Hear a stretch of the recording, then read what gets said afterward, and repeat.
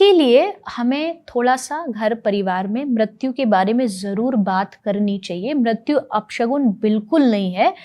मृत्यु भगवान से मिलने का एक बहुत बड़ा तरीका है।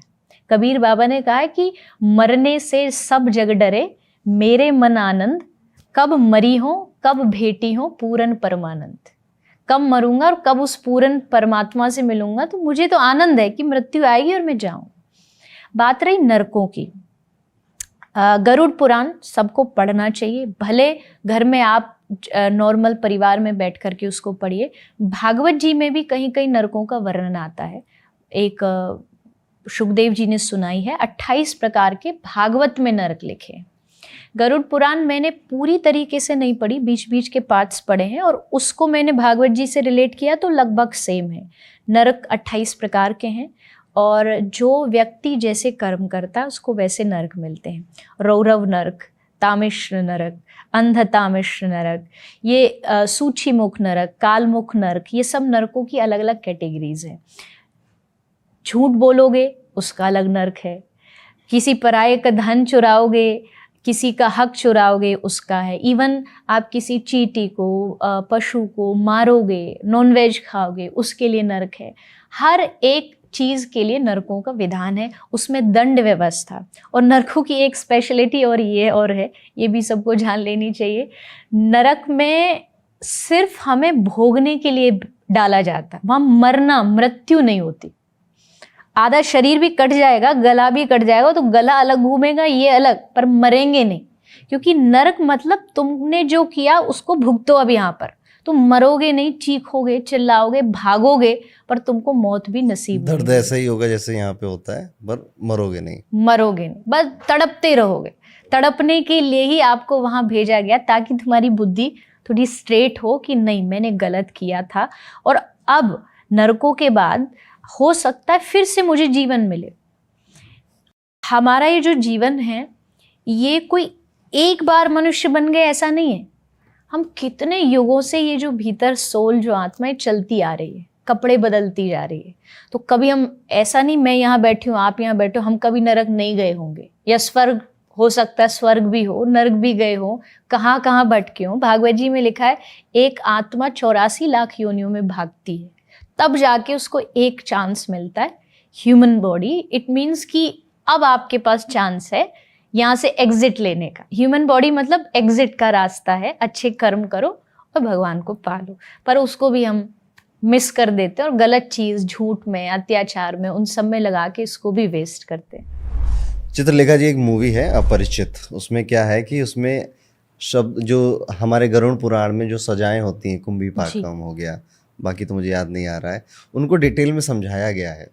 तो ऐसी सजाओं के नाम की इसमें ऐसा होता है, इस सजा में वैसा होता है, या इस पाप के लिए ये सजा मिलती है जिसमें ऐसा भोगना पड़ेगा? जी, जैसे मैंने बात की थी, जैसे कुंभी पाक नरक आप बता रहे हैं, भागवत के अनुसार जो लोग जीवों को मारते हैं, पशु पक्षी हो गए या कोई भी प्राणी हो गया, जो उनको मारता है उसके लिए ये नरक है। और वहाँ जैसा हम सुनते हैं, मजाक में लोग बोल देते हैं, लेकिन वो रियलिटी है कि वहाँ गर्म तेल होता है, उसमें उसके शरीर को डाला जाता है ताकि उसका शरीर जले और वो तड़पे। जिस तरह उसने उन पशुओं को मारा, जीवों को मारा, उसका परिणाम उसे मिलता है। एक नरक होता है तामिश्र नरक, अंधतामिश्र नरक। जैसे कोई पर स्त्री के साथ संबंध रखता है तो वहाँ उसके लिए अलग नरकों की व्यवस्था बनाई गई है। रौरव नरक एक होता है, बहुत खतरनाक वाले में से एक वो नरक है। वहाँ बताते एक बहुत बड़ा एक एरिया है, कई कई लाख फीट के बराबर, और उसका जो ये ज़मीन है वो लोहे के समान बनी हुई है और उसको पूरा गर्म करके रखा जाता है और उस व्यक्ति को खाली उसमें छोड़ दिया जाता है। वो चारों तरफ भागता है उसमें, लेकिन जितना वो भागेगा उतना जलेगा, उतना परेशान होगा। तो वो उसका, अब मान लीजिए उसका विधान है कि 1 साल तक या 1000 साल तक उसको नरक भोगना है। और सोचो अब वो रौरव नरक में 1000 साल तक भाग रहा है, उसकी क्या गति होगी। तो नरक जो है, मुझे लगता है हमने कभी अपनी बुद्धि से सोचा भी नहीं होगा, उतने भयानक वहाँ पर दंड व्यवस्था है। एक नरक है एग्जैक्ट नाम उसका मुझे नहीं पता, लेकिन उसका जो दंड व्यवस्था है उसमें व्यक्ति को वृक्ष से उल्टा लटकाया जाता है और उसके शरीर पे अस्त्रों से प्रहार किया जाता है, जैसे तलवार से मारा या बाण से मारा, उसका शरीर अलग हो जाएगा, वो तड़पेगा, फिर शरीर एक हो जाता है और फिर उसको अलग किया जाता है। यानी ये प्रक्रिया सालों सालों तक और कई बार 1000 सालों तक भी चलती है। तो अब बताइए, अब हम इसके बारे में बात नहीं करते, ना हम पढ़ते, इसीलिए हम गलत काम करते हैं, क्योंकि हमने पढ़ा नहीं, हमें ये नहीं पता कि इतने 1000 साल तक हो सकता हम उसमें तड़पे। इससे अच्छा है कि आज ही हम ये काम करना बंद कर दें। झूठी गवाही देने वाले, उनके लिए भी भागवत जी में नर्क लिखा हुआ है कि अगर आप किसी के लिए जाके झूठी गवाही देते कोर्ट में, तो वहाँ आपको इस नरक में जाकर के दंड व्यवस्था भोगना पड़ेगा। तो भागवत जी में लिखा है और गरुड़ पुराण, और ये सबको मुझे लगता है एक बार मरने से पहले तो पढ़ लेनी चाहिए। तो सुन के डर लग रहा है, ठीक है। और जैसे कि हमने मृत्यु की बातें करी, हमने आत्मा के साइकिल की बातें करी, अभी हम जिस समय पॉडकास्ट रिकॉर्ड कर रहे हैं पितृपक्ष चल रहे हैं जी। सो श्राद्ध की क्या इम्पोर्टेंस है हमारे कल्चर में, या पिंडदान की क्या इम्पोर्टेंस है? श्राद्ध देखिए शास्त्रीय परंपरा है, इससे कोई नकार नहीं सकता, मैं भी नहीं कह सकती इसके ऊपर कि नहीं होना चाहिए, होना चाहिए। हमारी परंपरा है, हमारे ऋषि मुनियों ने बनाई है, पिंडदान की व्यवस्था ऋषि मुनियों ने बनाई है। लेकिन अगर आप मुझसे पूछो, पर्सनली मुझसे पूछो, ये मेरा व्यक्तिगत विचार है, इसमें ना किसी शास्त्र का, मैं एक भक्ति के पॉइंट ऑफ व्यू से अगर देखती हूँ तो मुझे ऐसा लगता है कि मेरे मरने के बाद अगर कोई गया जी में जाके मेरे लिए कुछ दाल आटा चावल दान कराएगा तो क्या उससे मेरा उद्धार हो जाएगा? क्या मेरा बेटा मेरे लिए कुछ दान कर दे, मेरी मुक्ति उसमें कैसे हो सकती है अगर मैंने जीवन में अच्छे कर्म नहीं किए हो तो मुझे ऐसा लगता है कि ये व्यवस्था जो बनी हुई है ये एक हद तक हमें मदद करती है। लेकिन अगर आप मुक्ति चाहते हो, मुक्त होना चाहते हो, तो आपको उसके लिए खुद काम करना पड़ेगा।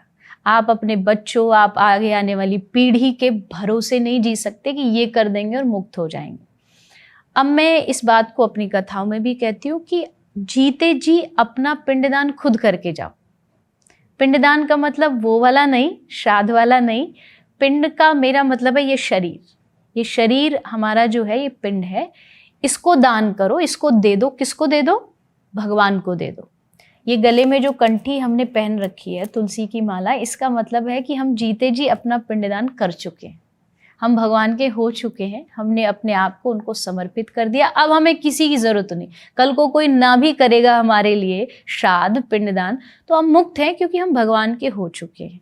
लेकिन मैं आम जनता, जो आम जनमानस है, उनसे ये सलाह तो नहीं दूंगी कि आप श्राद्ध मत करिए, पिंडदान मत करिए। वो एक आम इंसान के लिए, गृहस्थ के लिए बहुत ज़रूरी है।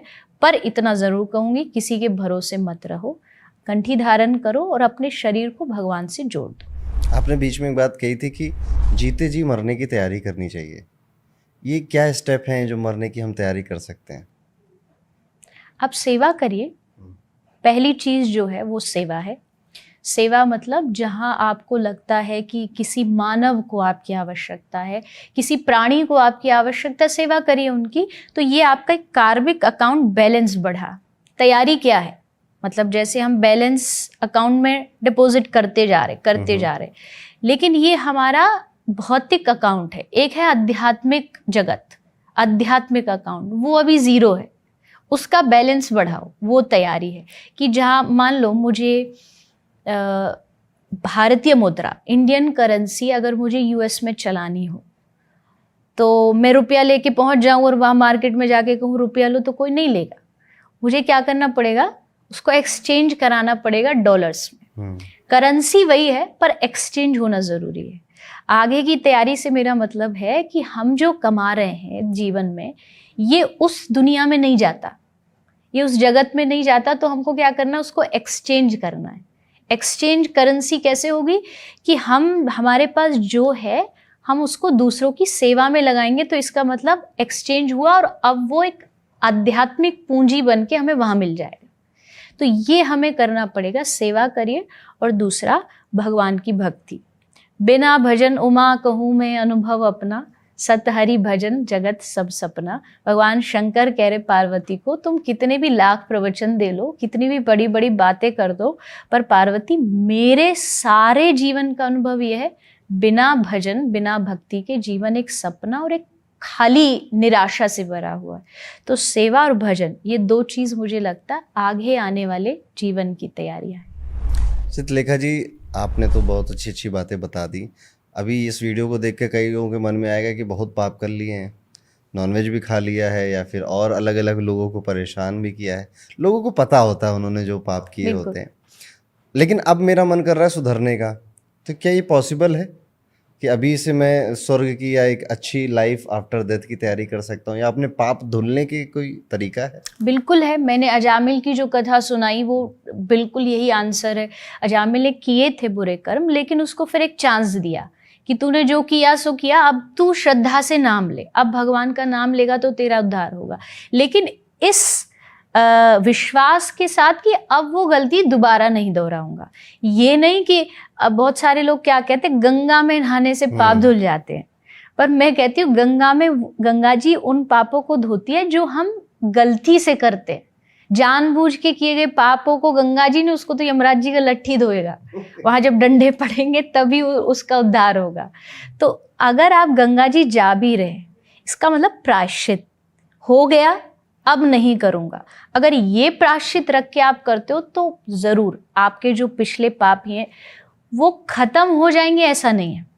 फल तो मिलेगा, लेकिन जैसे आदमी सरेंडर कर देता है ना, तो उसकी सजा थोड़ी माफ हो जाती है, कम हो जाती है। तो आपने जो पाप किए हैं, अगर आज भी आप ठान लेते हो कि अब मैं भगवान का भजन करूंगा, अच्छे कर्म करूंगा, तो पिछले पाप कम हो जाएंगे और आगे का आपका जो जीवन है वो भक्ति में और आनंद में चलेगा। मैंने कहीं सुना था ये चित्रलेखा जी की सतयुग में बहुत भक्ति, बहुत ईश्वर की प्रार्थना करनी पड़ती थी, तब भगवान मिलते थे जी। पर कलयुग में उल्टा हो गया है। आप थोड़ी भी भक्ति करते हैं तो आपको जल्दी सुख या फिर मोक्ष जिसे कहते हैं वो मिल जाता है। ये सच है?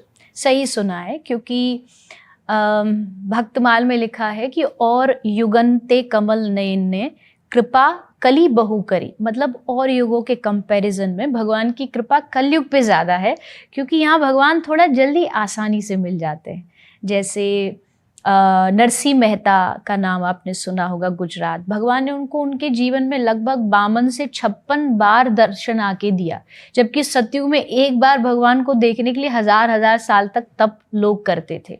तो कलयुग जो है ना, वो बहुत ही अच्छा युग है। अगर भक्ति के इस हिसाब से देखें तो भगवान को पाना इसमें आसान है, क्योंकि यहाँ भक्ति करना ईजी है। जैसे हम बात कर रहे थे ना कि और युगों में मन से भी सोचोगे तो पाप लगेगा, पर कलयुग में थोड़ी छूट दे दी गई है कि नहीं, मन से सोचोगे लगेगा पर थोड़ा कम लगेगा। तुम जो अपने हाथ से करोगे, शरीर से करोगे, उसका पाप तुम्हें पूरा लगेगा। तो उस हिसाब से कलयुग में बहुत ईजी है भगवान को पाना। कलयुग का अंत कैसा होगा? बहुत भयानक होगा, सोच से परे होगा, समझ से परे होगा। भागवत में लिखा है कलयुग की आयु 4,32,000 साल है, और बीते हुए अभी उसको केवल 5,000 साल हुए हैं। तो मतलब ये शुरुआत हुई, और जब शुरुआत में ये हाल है, आगाज ये है, तो अंजाम क्या होगा। और अंजाम भागवत में लिखा है कि त्रेता में एक रावण था, द्वापर में एक कंस था, पर कलयुग में गिनती नहीं होगी। राक्षस वृत्ति, हैवानियत, और वो हम देख रहे हैं आज के समय में। ये तो आप सोचो अंत में कैसा होगा। भागवत में लिखा है कि कलयुग के अंत में आदमी की जो एज है वो घटते घटते 20 साल पहुंच जाएगी। 20 साल में जन्म भी लेना है, सोचो, करियर भी चूज करना है, शादी भी होनी है, बच्चे भी होने, दादा पोती भी बनना है, और उसके बाद 20 साल बाद। और वो देख रहे हैं हम, पहले आज से कुछ समय पहले 100 साल एज होती थी, फिर अब 80 हुई, 60 हो गई, और वो धीरे धीरे घटते घटते व्यक्ति का कद, हाइट घटेगा। भागवत में लिखा है गाय बैलों की जो हाइट है वो बकरी के जैसे, बिल्ली के जैसे हो जाएगी, व्यक्ति की हाइट कम हो जाएगी। और पाप तो मतलब कोई सोच नहीं सकता, इतने अत्याचार और इतने पाप होंगे। और तब फिर अंत में कल की अवतार होगा, जो कलयुग का प्रधान अवतार है। कल के अवतार का कोई वर्णन मिलता है कि वो ऐसे दिखेंगे या ऐसे आएंगे? हाँ, राजसी वेश में आएंगे। भागवत में लिखा है कि संबलपुर एक गांव है इलाहाबाद के पास, वहां पर कल्कि भगवान का अवतार होगा और घोड़े पर सवार होकर के, जैसे एक राजा होता है हाथ में तलवार लिए हुए। भगवान के कई प्रकार के अवतार होते हैं, जैसे कृष्ण अवतार माधुर्य अवतार है, कल्कि अवतार ऐश्वर्य अवतार है, उसमें ऐश्वर्यता होगी। मतलब आप कल्कि भगवान से है तो भगवान, लेकिन आप उनसे प्रेम नहीं कर पाओगे। एक रहता ना कनेक्शन, जैसे राम जी से आप कनेक्ट फील करते हो, आप वैसा फील वराह अवतार से नहीं कर पाओगे जैसा आप कृष्ण या राम अवतार से कर पाते हो। तो वैसा ही कल्कि अवतार एक राजसी वेश में भगवान का अवतार हो। मेरा इस सेगमेंट का लास्ट क्वेश्चन आपसे ये है कि हमने मृत्यु की बात करी, हमने कलयुग की बात करी, हमने ये भी बात करी कि भक्ति से कलयुग में बहुत फायदे हो सकते हैं आपको जी। जो वीडियो ये देख रहे हैं, जो हमारा ये पॉडकास्ट देख रहे हैं, जिन्होंने अभी तक कुछ नहीं किया है, लेट्स सपोज कोई एक यंग जनरेशन का है, 20-22 साल का कोई व्यक्ति है, उसको आप क्या सलाह देंगे कि वो भक्ति कहाँ से शुरू कर सकता है? कि भक्ति शुरू करने के लिए ना आपको बहुत कुछ नहीं बदलना या बहुत कुछ छोड़ना नहीं है।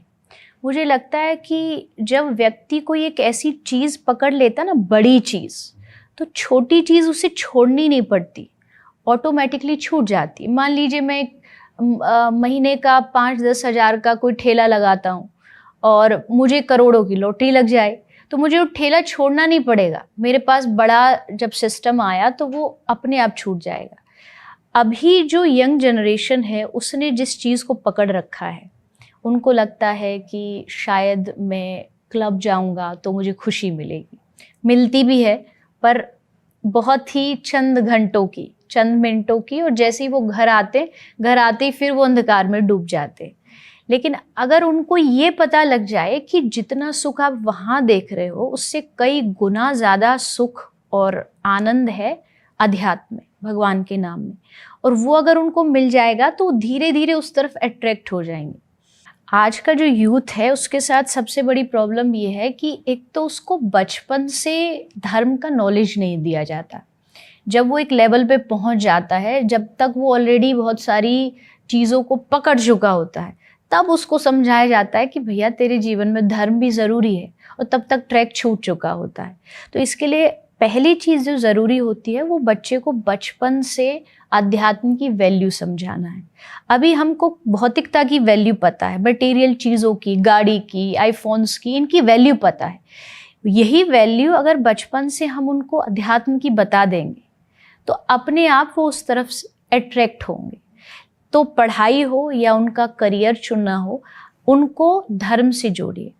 बचपन में घर में उनको कथा सत्संग से सुनाइए, परिवार बैठ के थोड़ी देर कोई अच्छी भगवत गीता उठा के पढ़ लीजिए, पूरा परिवार बैठ कर के उसके बारे में बातें करिए। ये चीज़ें जब बचपन से बीज उनके भीतर डल जाएगा तब फिर वो अपना रास्ता भटकेंगे नहीं। उनको समझ आएगा कि धर्म जीवन में ज़रूरी है और ये मेरे जीवन में एक अच्छे पॉजिटिव वे में आना चाहिए। यूथ को अपनी दिनचर्या को, अपना जो रेगुलर सिस्टम है उसको ठीक करना चाहिए। मतलब आप दिन में कब सो रहे हो, कब जाग रहे हो, आप सोने के समय जाग रहे हो, आप जागने के समय सोते हो, और फिर आप कहते हो मेरा माइंड डिस्टर्ब क्यों है। माइंड डिस्टर्ब इसलिए क्योंकि आपने सारे सिस्टम को बैक कर दिया, एकदम उलट पुलट कर दिया। तो अगर आप अध्यात्म शुरू करना चाहते हो तो पहली चीज़ खाना और देखना, इन दोनों चीज़ों को सही करने से आप शुरुआत कर सकते हो। कुछ गलत मत खाइए, सात्विक चीज़ें खाइए, और देखना। देखने में भी जब तक आप सात्विक चीज़ें नहीं देखेंगे तब आपके भीतर क्या जा रहा है, आपके कानों से क्या जा रहा है, वो सब आप पर, आपके थॉट्स पर, आपके विचारों पर पूरा इम्पैक्ट करता है। तो खाने से, अपनी दिनचर्या को ठीक करने से आप धर्म की शुरुआत कर सकते हैं। सो हम यहाँ पर अपना ये सेगमेंट खत्म करते हैं। चित्रलेखा जी, हमारी कम्युनिटी, इंस्टाग्राम कम्युनिटी में हमने ये डाला था कि चित्रलेखा जी आ रही हैं, आपके क्या क्या प्रश्न हैं जी, तो आप जो उनसे पूछना चाहते हैं तो 1-1 मिनट में आप शॉर्ट में इसका आंसर करिए। लोगों ने अपने डेली लाइफ से जो क्वेश्चन हैं वो पूछे। जैसे पहला क्वेश्चन है कि व्रत कैसे रखें और व्रत में क्या क्या गलतियाँ ना करें। देखो, व्रत, अगर आप केवल खाने वाले व्रत की बात कर रहे हैं तो उस व्रत में, कोई भी व्रत आप रखते हो उसमें अन्न नहीं खाना चाहिए। अन्न में उस दिन पाप का वास होता है। और दूसरा, व्रत का मतलब केवल खाना नहीं होता है। व्रत का मतलब है कि आप बुराइयों से दूर रहें। अगर आप व्रत रख रहे हो और आप केवल खा भर नहीं रहे हो और बाकी सब उल्टी सीधी चीजें कर रहे हो, तो वो व्रत मायने नहीं रखता है। उपवास का मतलब होता वास, उप, भगवान के पास रहना, भगवान के नजदीक रहना। तो ये करिए कि आप उस दिन और दिनों के कंपैरिजन में थोड़ा अपना धर्म और अपना भजन बढ़ा दीजिए, अपना सत्संग बढ़ा दीजिए, वो आपका असल में व्रत होगा। घर में तुलसी रखनी चाहिए या नहीं रखनी चाहिए, या तुलसी का क्या महत्व होता है? बिल्कुल रखनी चाहिए। कोई भी एक घर कितना सात्विक है, ये इस पर निर्भर करता है कि उसके आंगन में तुलसी है या नहीं है। जब हनुमान जी गए थे लंका में, तो उन्होंने विभीषण का घर सिर्फ इसलिए छोड़ दिया था क्योंकि वो जानते भी नहीं थे, बस उनको ये पता था आंगन में तुलसी है, मतलब कोई सात्विक व्यक्ति है। तुलसी का मतलब होता है सात्विकता। इससे हमारे साइंटिफिक रीजंस भी बहुत है। साइंटिफिक, अगर आप तुलसी अपने घर रखते हो तो ऑरा, आपका जो घर का एनवायरनमेंट है वो पवित्र रहता है। और घर में, आज भारतीय, हम भारत में जीते, सनातन धर्मी है, हर घर में भगवान को भोग तो लगता ही है। बिना तुलसी भगवान स्वीकार करते नहीं। तो तुलसी का होना घर में सबके लिए ज़रूरी है, सबको आंगन में तुलसी रखनी चाहिए। घर की तुलसी बार बार सूख जाती है तो क्या करना चाहिए? उसके लिए आपको देखिए, तुलसी बहुत ही एक बहुत सेंसिटिव पौधा होता है।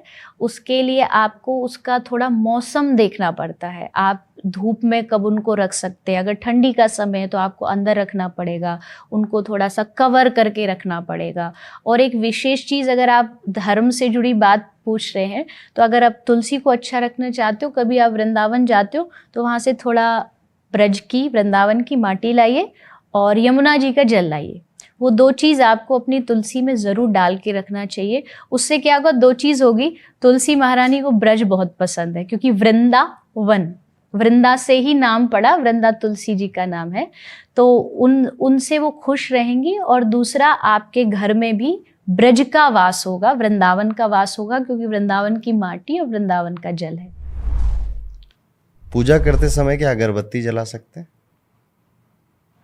हाँ, बिल्कुल जला सकते हैं। तो क्योंकि हमारे अभी कुछ दिनों पहले कुछ वीडियो वायरल हुए जिनमें ये कहा कि वो बांस से बनती है जी, और बांस नहीं जलाना चाहिए। नहीं, ऐसा कुछ भी नहीं है। अगर हमारे अगरबत्ती, धूपबत्ती, दीप, ये तो अगर आप पढ़ेंगे शास्त्र तो हर जगह ये लिखा हुआ आता है। तो ऐसा कुछ नहीं। हाँ, थोड़ा हेल्थ वाइज अगर हम बात करें तो उसका थोड़ा सा नुकसान ज़रूर होता है। उसमें आप बस इतना कर सकते कि आप पूजा करके अगरबत्ती को घर के बाहर, थोड़ा जहाँ तुलसी हो वहाँ लगा सकते, ताकि आपके श्वास से रिलेटेड कोई परेशानी ना हो। घर में पूजा करने और मंदिर में पूजा करने में फ़र्क क्या होता है, या किन किन सावधानियों को ध्यान रखना चाहिए? देखिए, घर के भगवान तो हमारे अपने भगवान हैं। अपने भगवान के साथ हम अपने जैसा व्यवहार करते हैं। कभी कोई गलतियां भी हो जाती है, क्योंकि घर में जो भगवान होते हैं, विशेषकर उनकी प्राण प्रतिष्ठा नहीं हुई होती है। मंदिर के भगवान की प्राण प्रतिष्ठा हुई होती है। प्राण प्रतिष्ठा में फिर आपको नियम बहुत पालन करने पड़ते हैं, इसलिए वहाँ स्पेशल एक पुजारी जी होते हैं जो टाइम टू टाइम हर विधि विधान का ध्यान रखते हैं। घर में आपके ठाकुर अपने जैसे, कभी मन किया उनको आपने जो आप खा रहे वो खिला दिया, कुछ अच्छा पहनाने का मन किया वो पहना दिया, ये डिफरेंस। और दूसरा, हाँ, मंदिर की जो एनवायरमेंट होती है उसमें और घर में थोड़ा फ़र्क इसलिए होता है क्योंकि घर में आप अकेले पूजा कर रहे हैं और मंदिर में हज़ारों लोगों की पूजा एक साथ एक ही स्थान पर हुई है, इसलिए उस स्थान का महत्व घर से थोड़ा ज़्यादा होता है। जो लोग कहते हैं मंदिर जाने से क्या होता है, हवा तो सब जगह है, लेकिन उस हवा को एक टायर में भरने के लिए आपको एक स्पेशल दुकान पे जाना पड़ता है।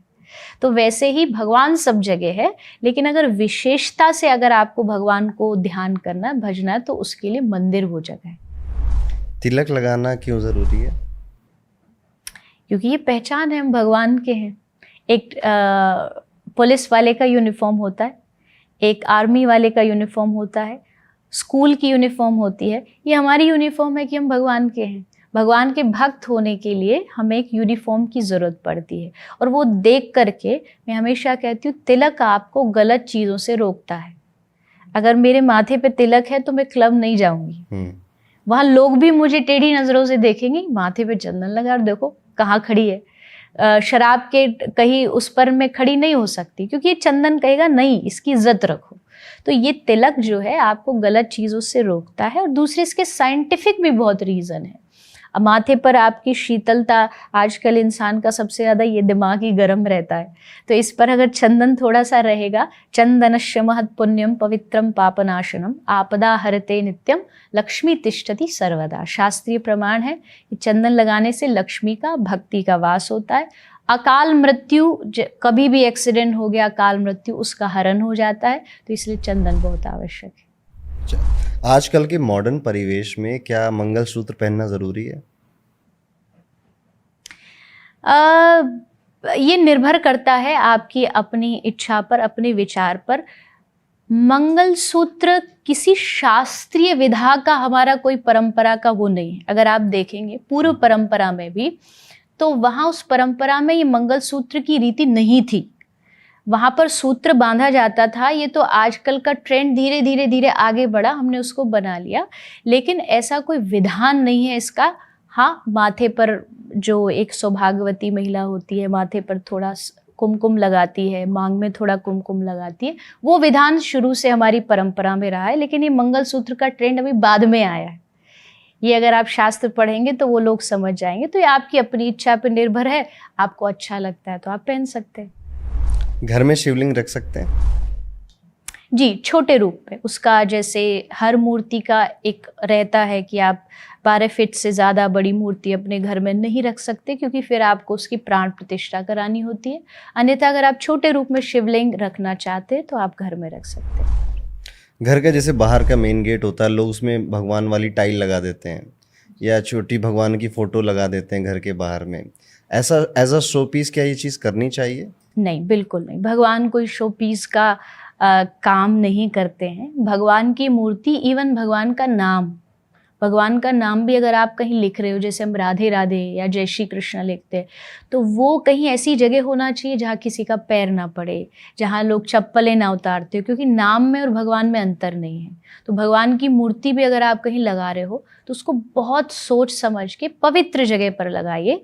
घर में लगा सकते हैं, घर में ऐसी जगह लगाइए जहाँ किसी के गंदे पाँव ना पड़ते हो, हाथ ना लगते हो गंदे। तो नहीं तो फिर आप अपराध कमाएंगे और इसके लिए आपको पाप का भागी बनना पड़ता है। हम राधे राधे क्यों बोलते हैं, कृष्ण कृष्ण क्यों नहीं बोलते? ये तो सबसे डीप क्वेश्चन है क्योंकि इस पर घंटों भर बातें हो सकती है। राधा तत्व ही ऐसा है।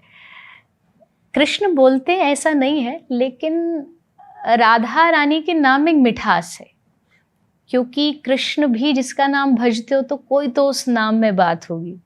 राधा रानी का नाम अगर कृष्ण रोते रोते राधा राधा बोलते हैं तो इसका मतलब है कि वो नाम मिश्री से भी मीठा है। तो राधा तत्व बहुत गहरा तत्व है। बहुत सारे लोग नहीं समझते, उनको लगता है राधा मतलब कृष्ण की प्रेमिका। कृष्ण की प्रेमिका नहीं है, राधा रानी कृष्ण ही है, कोई भेद नहीं, अंतर नहीं है दोनों में। लेकिन जैसे कभी कभी क्लास बढ़ती है, जो लोग कृष्ण को भज रहे हैं वो बहुत ऊंची क्लास में, लेकिन जब उनसे भी ऊपर जब उनका प्रमोशन होता है तब वो जाके राधा रानी तक पहुंचते हैं। और जिस वृंदावन में हम रहते, जिस ब्रज में हम रहते, वो धाम राधा रानी का है। तो वहाँ जो जाएगा वही जाएगा जो राधे राधे बोलेगा या राधा रानी जिसको बुलाएंगी। और आम तौर पर भी अगर आपसे कहा जाए कि 2 मिनट के लिए आंख बंद करके राधा राधा राधा राधा बोलिए, तो उससे आपके भीतर आप देखोगे कुछ कंपन जैसा होने लगता, आंख से आंसू आने लगते, क्योंकि वो नाम की शक्ति है, वो राधा नाम की शक्ति है। पर इसको समझने के लिए सबको बहुत ज़्यादा ज़रूरी है, शास्त्र पढ़िए, राधा रानी के तत्व को समझिए, या कोई अच्छा महापुरुष हो जो ब्रज से हो, राधा रानी के बारे में जानता हो, उनसे सुनिए कौन थी राधा, तब आप नाम लेंगे तो आपको और आनंद आएगा। बहुत खूब, थैंक यू सो मच। हमारे क्वेश्चंस हो गए चित्रलेखा जी आपसे। जी, आपका अरुण पंडित शो में आने का बहुत बहुत धन्यवाद। और हम चाहेंगे कि आप दोबारा भी हमारे शो पर आएँ। और मैं अपनी ऑडियंस से कहूँगा कि आप अगर मेरी जगह होते और आपको मौका मिलता चित्रलेखा जी से सवाल पूछने का, तो आप क्या पूछते? तो वो हमें कमेंट करके ज़रूर बताइएगा। Thank you so much. बहुत बहुत धन्यवाद मुझे बुलाने के लिए।